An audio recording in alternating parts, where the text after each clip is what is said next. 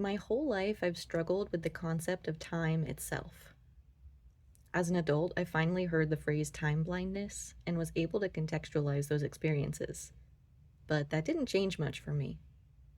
I still didn't plan ahead very well for holidays. I would miss out on limited seasonal activities. I would forget to prepare for significant events. I borrowed the concept of and term for Wheel of the Year from the neo-pagan cycle of 8 seasonal festivals, which mark the passage of time, and then I customized it to suit my needs. My Wheel of the Year: how to make a calendar with meaning. You can make a Wheel of the Year anywhere. It can be in a list, on a physical calendar, or in a digital format. You can convert an unused appointment book or get one of these adorable planner pads from Unicorn Eclipse. Next, you need to brainstorm what matters to you. Is there an overall structure to the year that already gives it meaning through business quarters, the seasons, the school year, or some other thing that divides your time into different pieces? Is there a significance to specific months or weeks? Do you pay attention to the lunar calendar, to the hours of sunlight each day, or to the outside temperature or weather? What holidays and festivals are important to you? Even if you don't observe something personally, do you want to be aware of it in order to stay connected to your community and honor your neighbors' experiences?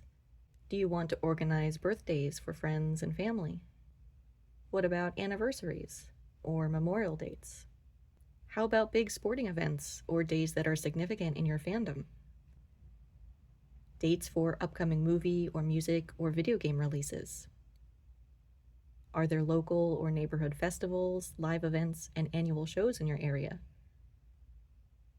Are there issues you want to help raise awareness of that have days or months dedicated to that cause?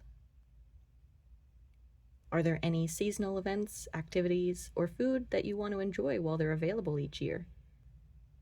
Consider destinations like theme parks or beaches, activities that require certain weather, food or drink menus that are released for a limited time, produce that's in season and the recipes you would make from them, and your own annual traditions. For inspiration, you can also look at holiday calendars online. They include an interesting mix of stuff like Global Love Day, Encourage a Young Writer Day, Stress Awareness Day, and International Waffle Day.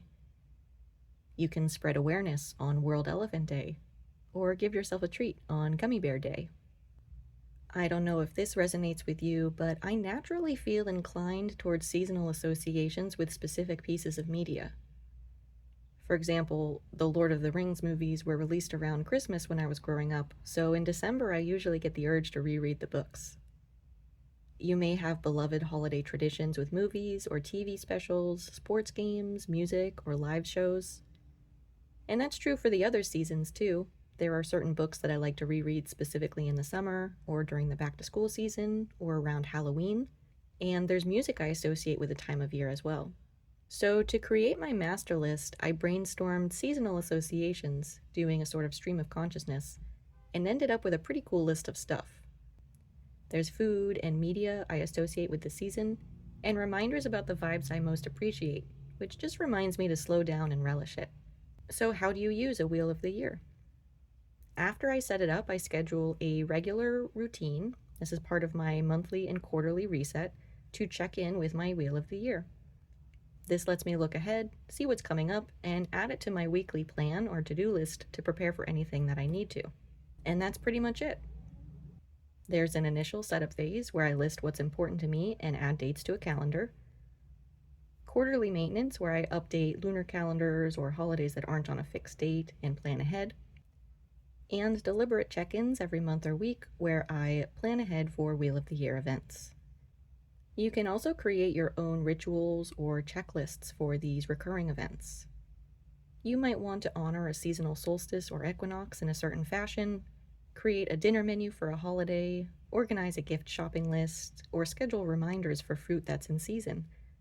So it can be useful to have certain templates for things that you think you will reuse year after year. If you like to journal or do memory keeping, then you can also use the Wheel of the Year as a framework to make observations about the natural world, like creating your own personal almanac. This is something I've been doing with my 5-year diary. Writing a sentence about my environment each day helps me stay observant so that I notice when certain flowers bloom, when the days are windy, and when the first snow falls. And then every year it becomes more familiar to notice those things, which helps me feel connected to my environment.